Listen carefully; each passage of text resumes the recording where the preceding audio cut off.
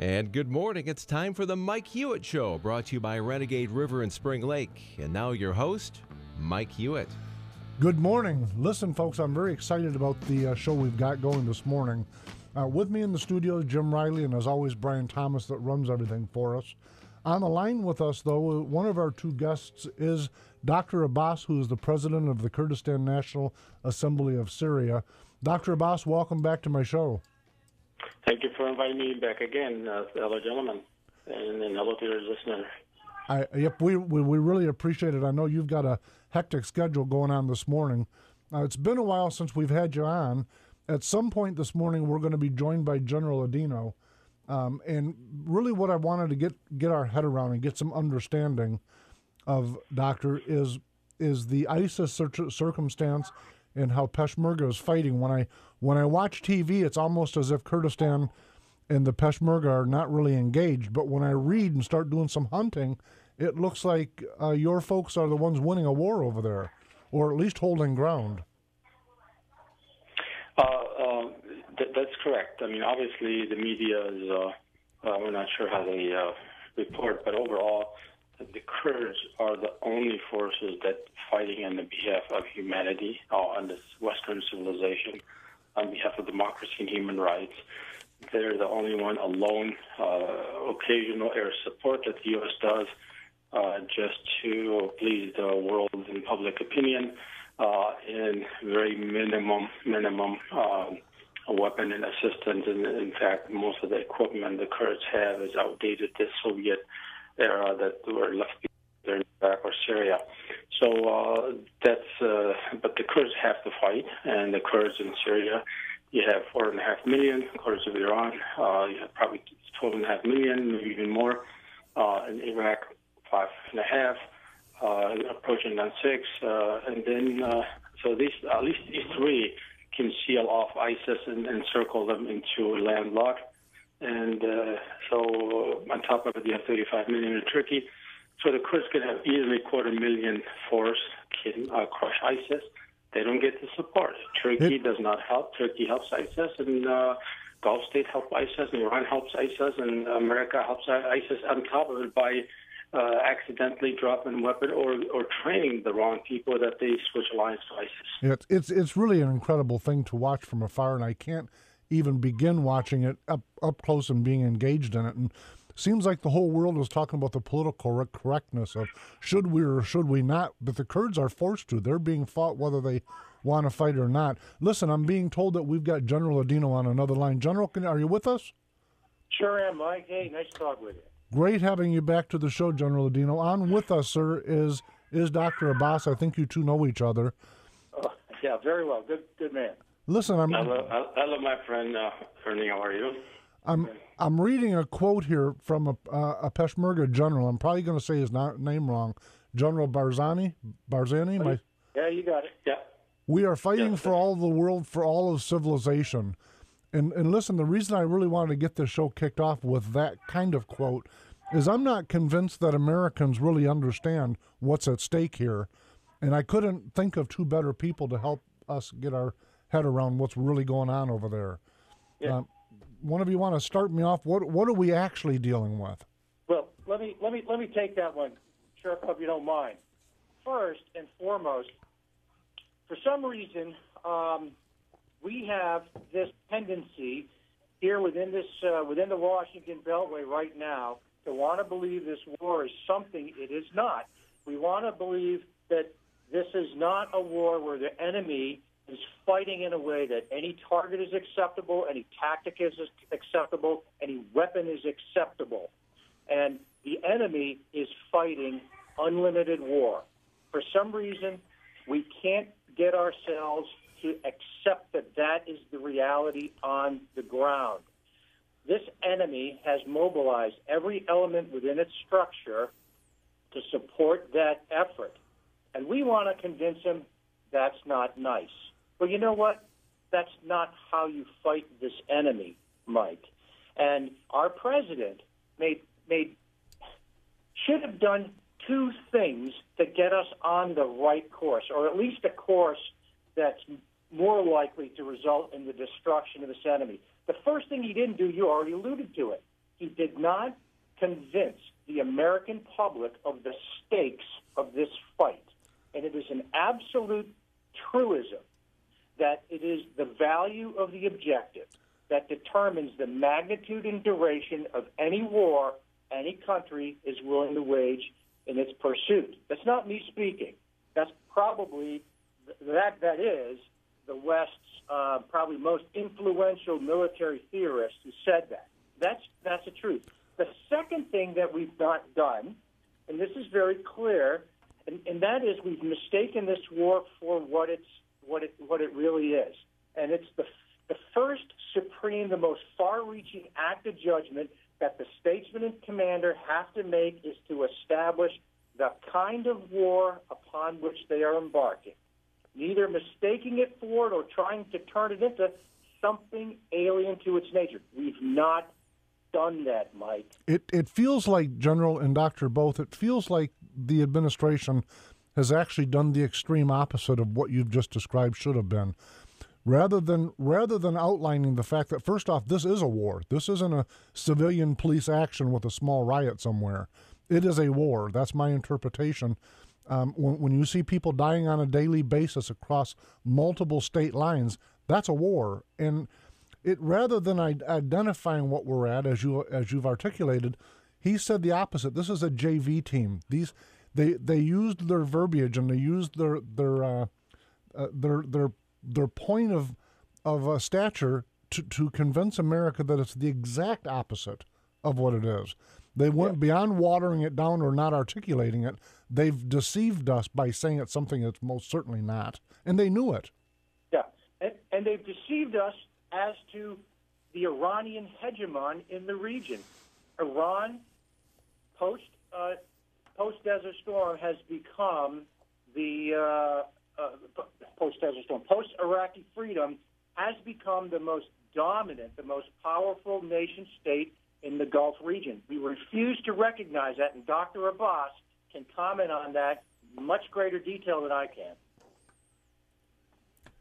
Dr. Abbas, what do you think? Is he on the right path with that? Well, I mean, my friend General Ardino expressed it well, but I think the key issue is people believe ISIS is only Sunni, only social media sponsored group or foreigner. Yes, there is that element, but there's an element also of former bases from Iraq and Syria that Assad uses them in concert with Iran. Along with that, because they use them very well, suicide bomber against Americans in Iraq during the Bush era. So Iran has hand in this equation with a certain group penetrate or compromise ISIS. Then you have Turkey, you have Qatar, you have the Gulf states, Saudi Arabia, and others. And then on top of it, Al-Qaeda becomes relatively moderate to ISIS. So all these groups work and fight. It's not centralized, all decentralized, loose, and they're threatening to humanity. This administration is burying its head in the sand. It's not doing anything. In fact, it's hurting American stature. In fact, I would quote Reagan when he said, "Are you better off 4 years ago?" to the American when he wanted to be reelected. What I would say, are you better off than 8 years ago against jihadis and ISIS and the radical Islamists? I would say probably not. There's more radical, more Islamist jihadi on Obama's watch. So people are willing, ready to fight and protect. And there's a perfect example in northern Iraq or Kurdistan of Iraq. Yet we don't get any help. The Kurds of Syria, they can do the same. They need the help. Kurds of Iran can do the same. And this is an opportunity for America and the West to really crush this. This is a war of ideas. You cannot just win it with 1 million American troops. You need to bring the people, millions and masses from the Kurds, minorities, and others in that region to fight this radical Islamization and really crush them and redraw the boundaries of the Middle East. This is in our views. Especially the Kurds and the Jews in that region are in a hostile environment, and they need the support, and the Christians also need the support, and the only people who are protecting them are the Kurds. Yeah. I've got a question just about this from the standpoint of the average American who's reading the news, and of course it's so confusing, and certainly my thoughts to everyone in Kurdistan who's fighting for freedom. But there's an article in Newsweek, of all places, from a gentleman from the Brookings Institute who says that, quote, the headline, to defeat ISIS in Iraq, Obama must treble our forces. In other words, triple the size. I don't know if that's accurate or not, but is it politically acceptable? Is it going to happen in the next 2 years with our president? Well, that's a fair statement. I mean, there are three key elements that are at play in every war at this level. All right, and one is it's the passionate element, it's the popular element. The other is the element of genius, which frankly is the term used for those who are prosecuting the war, the military leaders, because it's an art. But the other is the rational component. That's the political component. And it's funny to say that politics is a rational process, but it really is. It really is where people act in their best interest. We presume that up front. And if this effort becomes politically untenable, that stool, that three-legged stool I've just described, loses its equilibrium. So we cannot ignore the political tenability of this operation. Gentlemen, when I'm reading a Fox News article that was put out yesterday, it says U.S.-backed Kurdish fighters took control of a strategic town on the Syria-Turkey border on Monday. The reason I'm reading that is that from my vantage point, it doesn't feel like the Kurds are backed by the U.S. whatsoever. So for this article to start out with U.S.-backed Kurds, and then it goes on to articulate that the Kurdish fighters are fighting military equipment. Yeah. And so it almost feels like not only are we not arming the Kurds, but there's so much equipment that's been left, it's almost hard not to say, did it get left on purpose? Are we arming our enemy? Well, I'll let Dr. Sherko address that in just a second, but I want to say, ironically, that headline pops out at the same time the Ernst Boxer amendment to directly arm the Kurds in the Senate failed yesterday. Failed. Incredible. To me, it is incredible. When America's asking, where are moderate Muslims, where are peace lovers in the Middle East, I'm pointing at them fervently with all my passion. They're right in front of us. Why aren't we joining with them? Well, this is kind of interesting because we had worked with the Congress, and they had a resolution that was passed, and then there was a Senate, and we discussed with McCain, and he said he will fully support it. He realized the Free Syrian Army and al-Nusra and others are radical Islamists, and all by the time they trained 5,000, 3,000, or 4,000 de facto ISIS. So he figured he almost 180-degree switch that now we must support the Kurds, and he discussed it in length with us this issue. So the issues here in the Senate that is not passing, I think this is problematic. There's a lot of hands. We kind of knew there's some language and verbiage in there that Obama's administration did not want forcing 25% of direct aid going to the Kurds instead of going to Iraqi Baghdad controlled by Iran and going to Iranian backed groups. And this is a problem. I mean, the administration haven't done anything to really help. In fact, when ISIS took over Ramadi and other areas, they lined up thousands many equipment and trucks and everything. They lined them in a parade that here's American stuff we captured. America could have really, by going there, bombing those, they could have took almost most of them out that day, but they didn't. They were watching them. So in our things, we question, just when the Iraqi army deserts the 2,300 Humvees left behind for them. So Americans paying paying taxes to leave equipment and weapons for ISIS behind. At least a few left behind, go destroy them. This is one thing we're asking, just destroy them or give us weapons that we can go finish these people. I think 1 million American troops cannot finish. They can go win that battle, but eventually it's a war of idea. The war of idea, we need to really crush the Shia or the Sunni crescent, that it's the same side of the coin. They have nothing but ill will against the whole humanity. And really, we need to stop this radicalization. I'm a Muslim. Majority of the Kurds are Muslim. But this is not the Islam that is promoted by these radical, whether Iranian or by the Arab regimes out there or even Turkey. What? We need to democratic Islam, the moderate Islam, that we should view the West our partners. We view that we share the same human values. One of the things I want to point out, Dr. Abbas, to exactly to your point, is that when I posted this, I posted an announcement of this show on the show's Facebook page yesterday, and at least two, I think three of the organizations that clicked that they liked it were Israeli-based organizations. And I say that because I really think that helps at least it helped me early on understand that your point is exactly true. While it may be a majority Muslim, it's not. In fact, I've teased you in the past, it looks like Jefferson wrote most of what it is that you folks are trying to do. Gentlemen, I'm sorry to interrupt. I know I'm kind of a little bit getting crushed on time. I have some event that I need to really bail on you guys. But a few points I wanted, if you allow me just to leave behind. Please. That there are whole North Africa, probably approximately are Al-Maghazis, Berber, and Darfurian, and others. But they're not Arabs. But they were Arabized and have become radicalized Muslim. They are looking for help. This is so many nations in North Africa that today you see groups like Al-Shabaab, Boko Haram, all those terrorists that are just as bad as ISIS.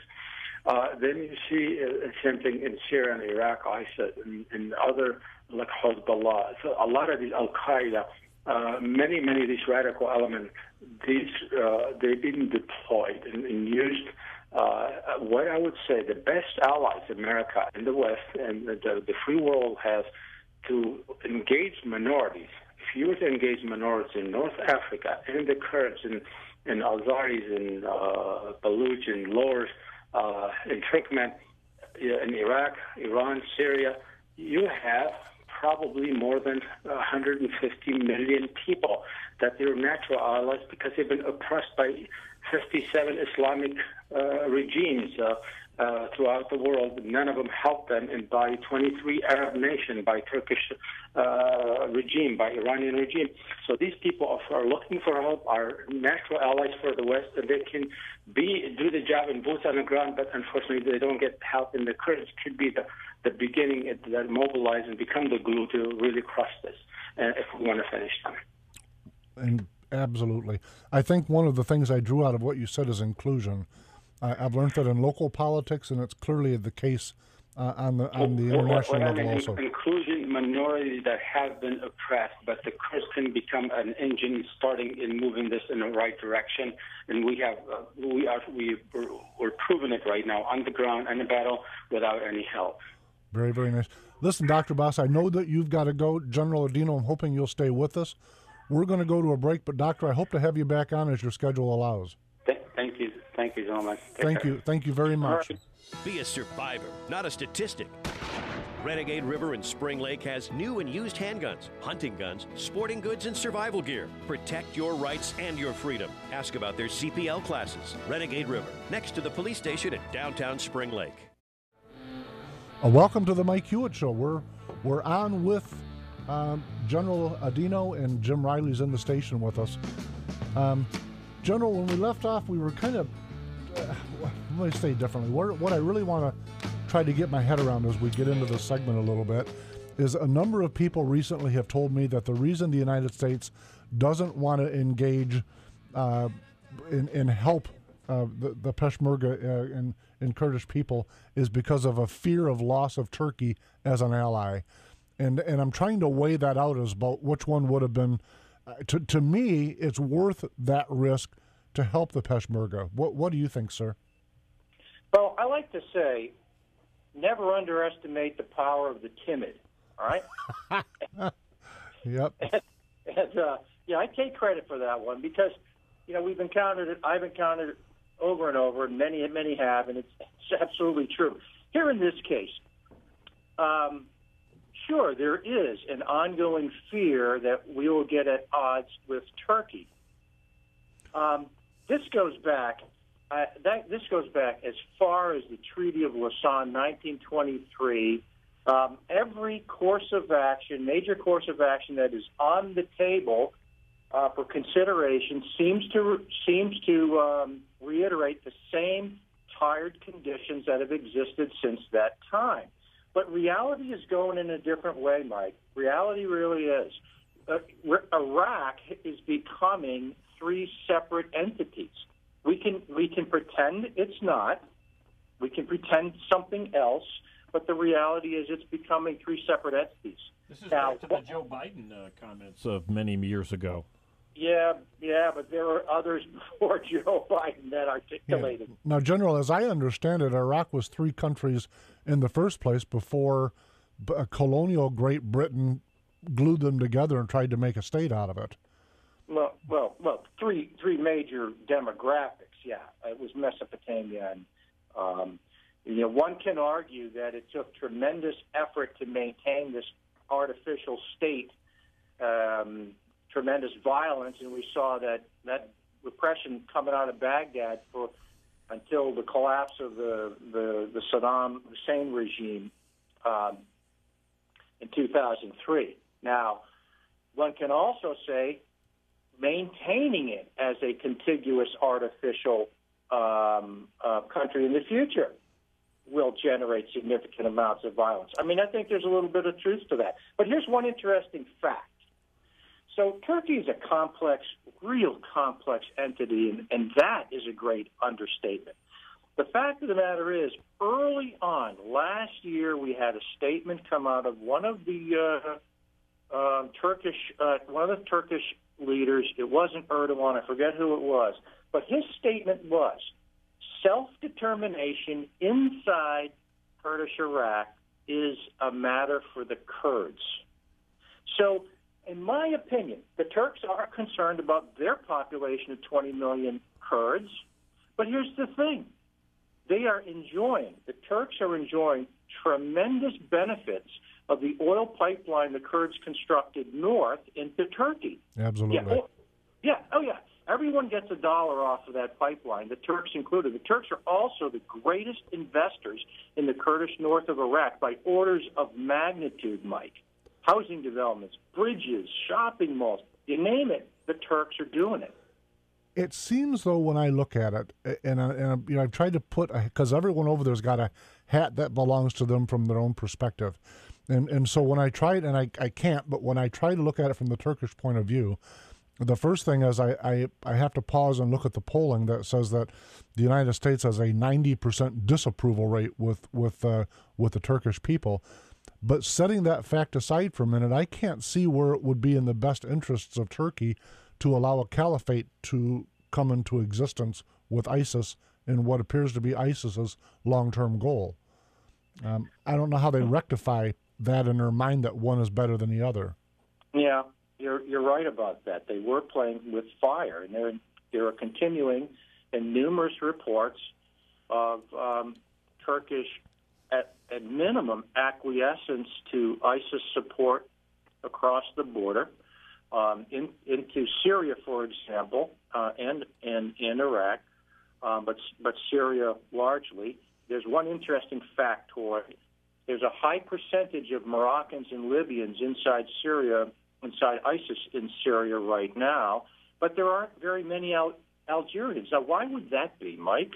That's because very likely that Moroccans and Libyans and others don't require a Turkish visa to get into Turkey and through Turkey.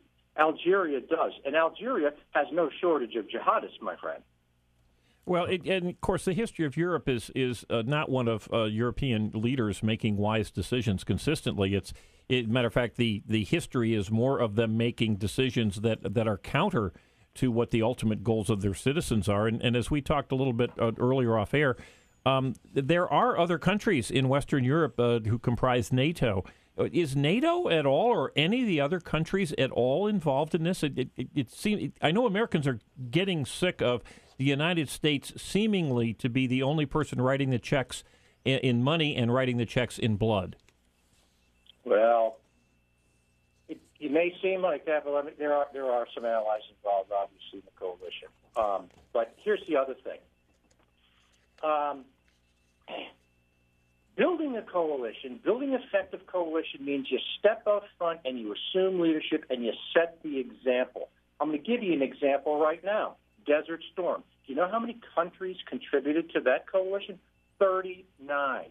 And of that, 28 countries committed troops to combat. There were a total of 670,000 troops in that coalition. And that wasn't assembled by quiet little golf claps or cheerleading from the rear. No, it was inspired by American leadership up front. We've not done that here. General, are you, and I'm not trying to put you, I guess I am, I'm trying to put a political hat on you for a minute. Do you think that this will become a presidential campaign issue? Well, yeah, I'm out of my league on that one. I would hope it would be.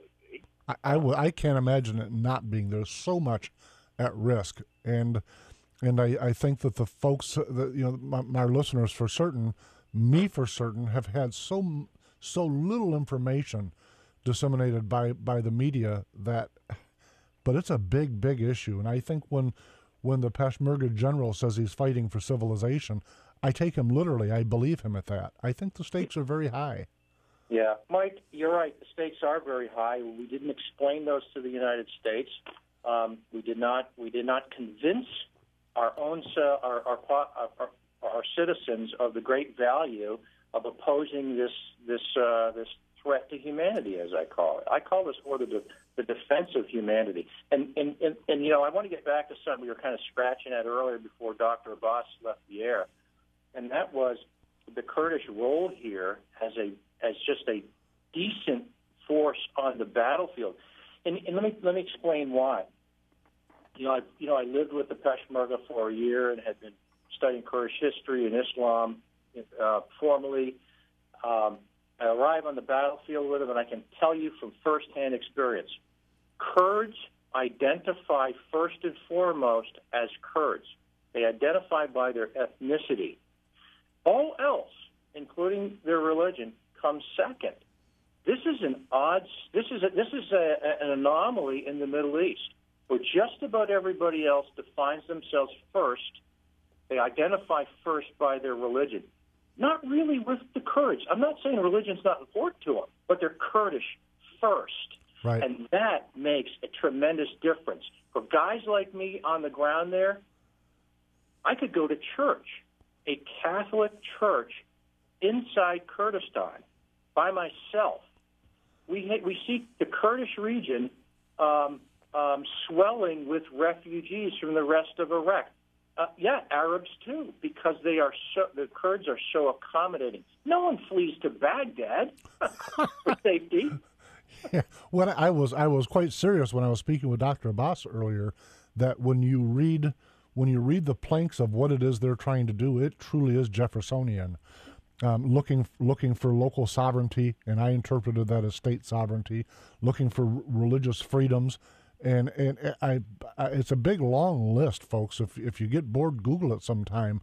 It's an incredible thing what they're trying to achieve, which makes it all the more frustrating that a Jeffersonian state like the United States of America is not engaging in what I think to be a proper role. But listen, one of the reasons maybe that we're not, a question comes into us on Facebook.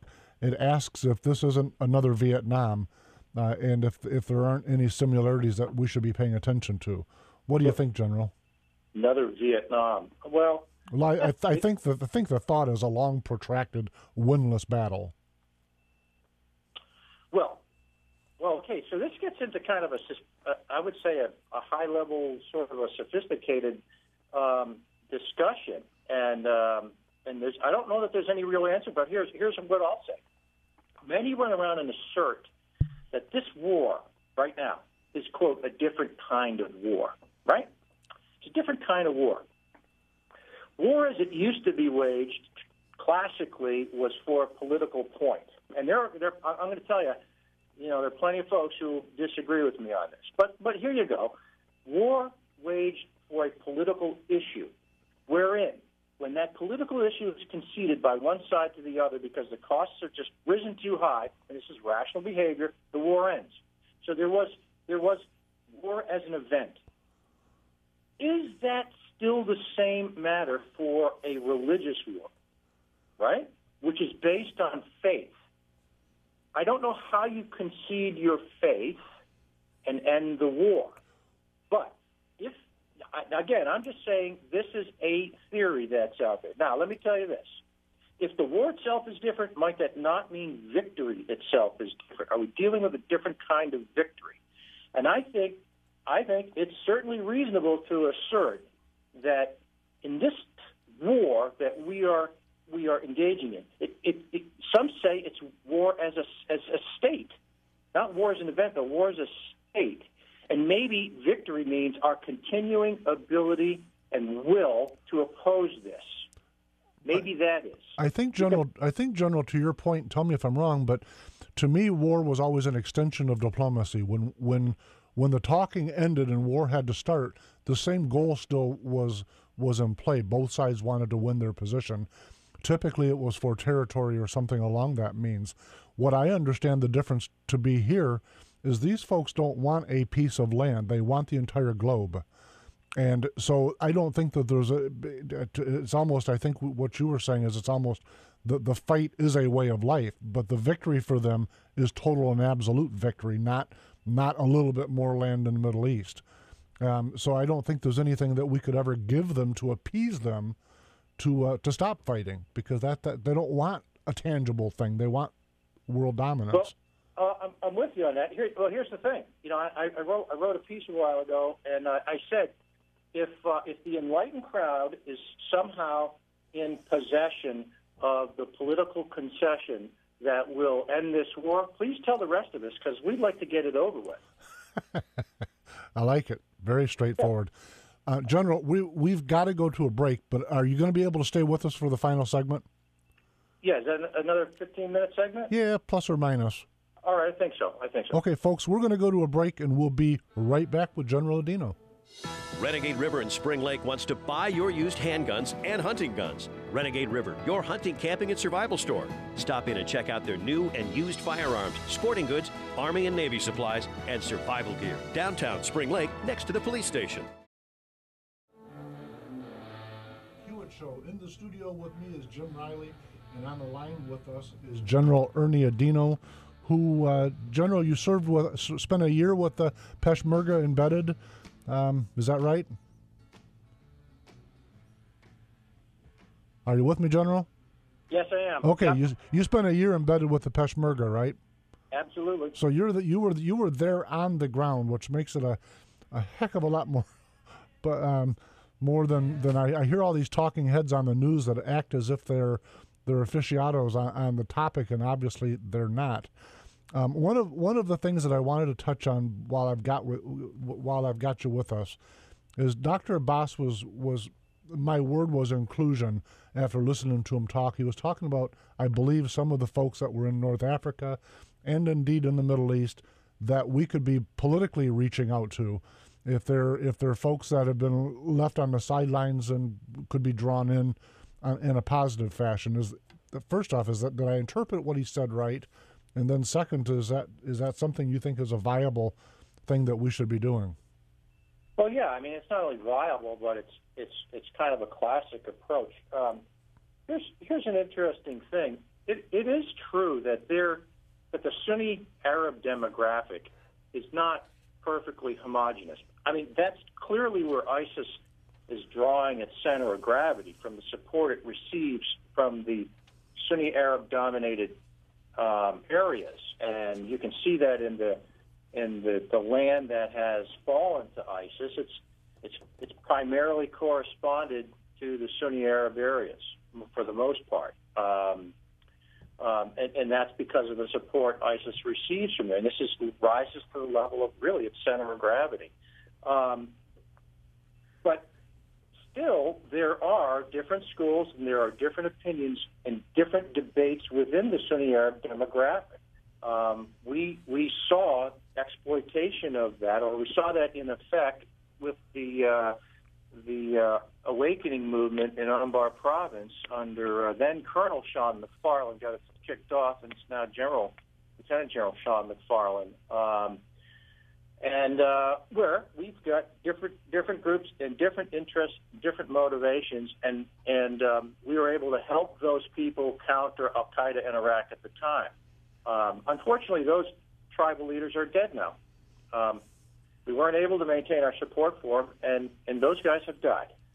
Now, when you say they died, they were killed by whom, or how did they die? They were killed subsequently by Al Qaeda in Iraq and others. So these are people who supported us, and when it was necessary for them to rely on our support, it wasn't there. That's correct. Now, there are some others, but those who were active in the awakening movement, the key guys, sadly are no more. It makes me wonder, General, why in the world would anybody over there trust us? Yeah.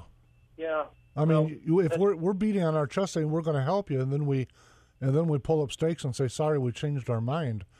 That makes us, boy, at best a fair weather ally. Yeah. Well, either case, recognizing the schisms and the divisions within the Sunni Arab demographic would be part of a sound strategy. That's number one. Two, we also have to recognize, frankly, the Iranian role, and it is the threat to the Sunni Arab demographic, the threat of a rising Iranian influence, a Shia influence, throughout Iraq and across the Crescent, stretching all the way to Syria and, in Yemen too, and other places, is a key motivator for much of this ISIS activity we see right now. We have to recognize the Iranian role here, and that's something we appear to be politically motivating on doing on purpose, causing that. Oh, it's crazy. But here's the thing. Here's another thing, and it gets to your question about the different motivations within a given society. Iran itself is not a homogeneous country. It's not this singular Persian entity. It's got its own ethnic and religious minorities inside the country that themselves have been repressed by the regime in Tehran. These guys are ripe for the sort of dialogue that Dr. Abbas is talking about. We have opportunities. We've had opportunities to help these folks, and frankly, Tehran should have more to worry about internally for instability than it does today. And because it doesn't have this concern about its internal instability to the level that I'm talking about, it's able to look outward. We can do things to help these peoples inside Iran help themselves, and we're just not doing it to the level that I'm contemplating here. I really can't stress how much I pray that changes over the next 2 years with the changing of the guard at the White House. Listen, do we have 2 years? I don't think we do. Well, to his point, several of those folks that we supported and stopped are gone now. Yeah, it may be baked already. That's the unfortunate thing. General, before we run out of time, let me change our direction for just in the last few minutes we've got you. I hear a lot. We all hear a lot about the concept of another, or the threat of another Cold War with Russia, or what appears to be a slowly reconstituting Soviet Union. Is that media or is that real? What's your assessment there? Well, I mean, it's the opinion is real. It's very real. The relations between Russia and the United States are at the lowest point diplomatically right now than they have been since the collapse of the Soviet Union. That's undeniable.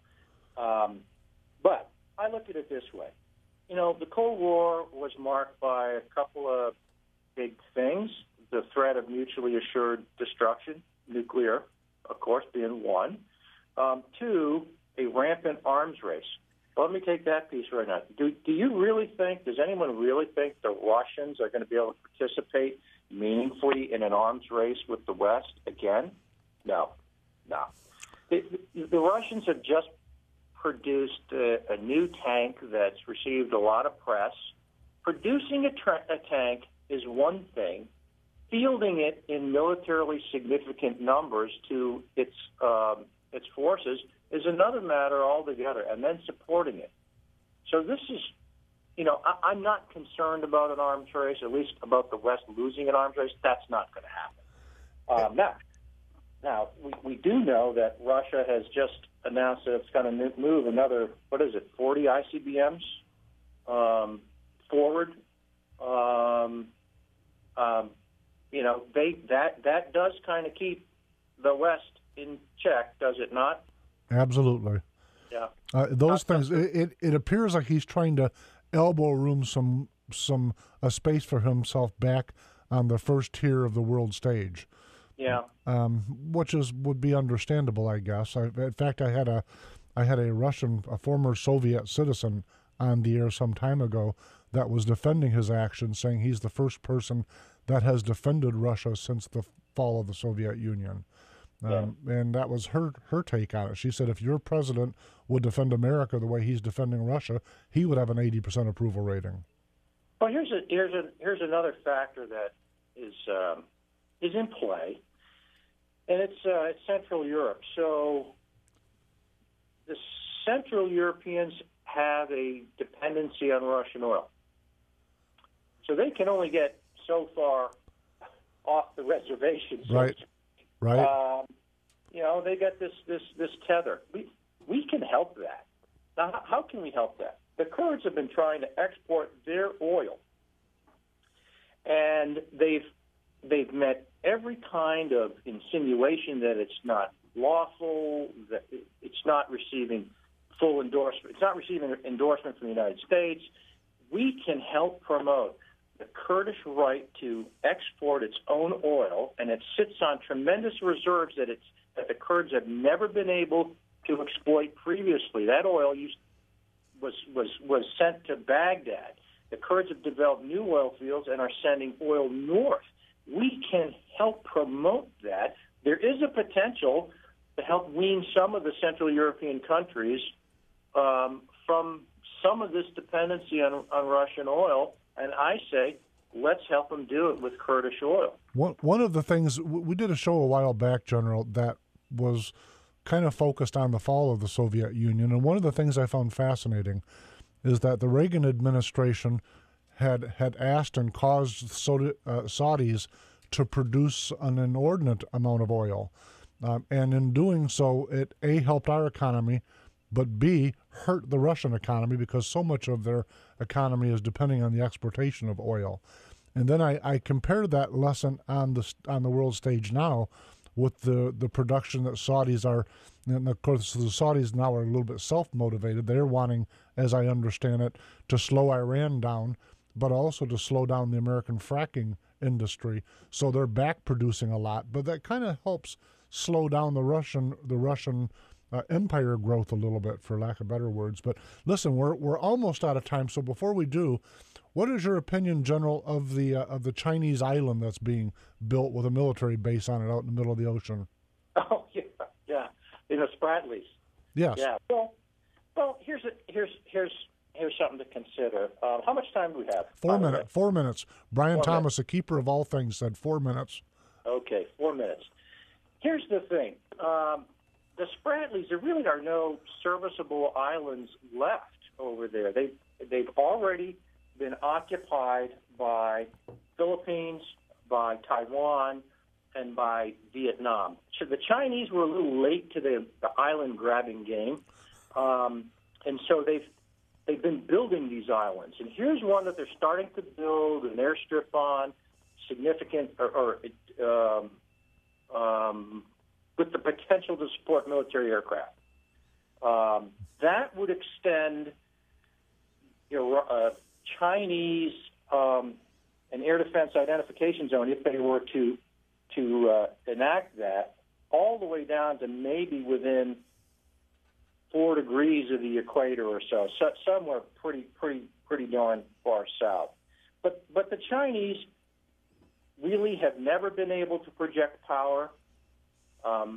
This is really not going to be able to be enforceable by them, in my opinion, until they get this island well developed. And even at that point, they really don't want to antagonize the United States, and here is why.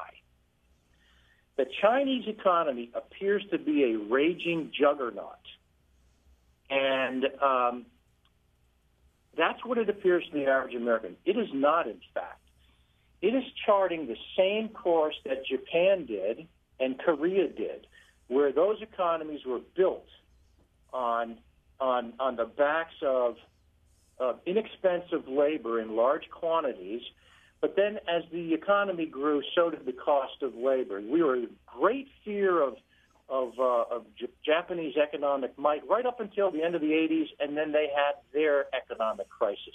The South Koreans, the same thing occurred. Glorious, wonderful growth, and then it reached the point where the cost of their own labor rose to the point where they lost that competitive edge by the end of the 90s. The Chinese are charting a similar course, but they've already reached that point too. That's not apparent to most Americans. So each of them are almost like a Roman candle that reaches a zenith and then starts to fade. Yeah. So in China, where the real wealth is concentrated along those coastal trading communities. China depends more on trade with the West than we depend on inexpensive coffee makers. Okay? Now, they do. And by the way, how do they trade with the West, Mike? Over maritime routes. There is not a ship that floats that doesn't float without at least U.S. tacit acquiescence. If we really, really wanted something at the bottom of the sea, it could happen. Incredible. It feels like they're just this huge monolith of a country that's hard to overcome. But, General, it looks like we're down into the final 45 seconds, Brian tells me. He's got a bunch of signs. If you could see it, you would love it. Somehow, after 3 years, he's finding a way to control me. General Adino, listen, thank you very, very much for your service and for coming on the show again today. We genuinely appreciate you, and you're so plugged into it. Your wealth of information, I hope to have you back on again. Anytime. My pleasure. They're making General, they're making fun of me. Folks, we'll see you next Wednesday. Have a great week. Thank you very, very much. Be a survivor, not a statistic.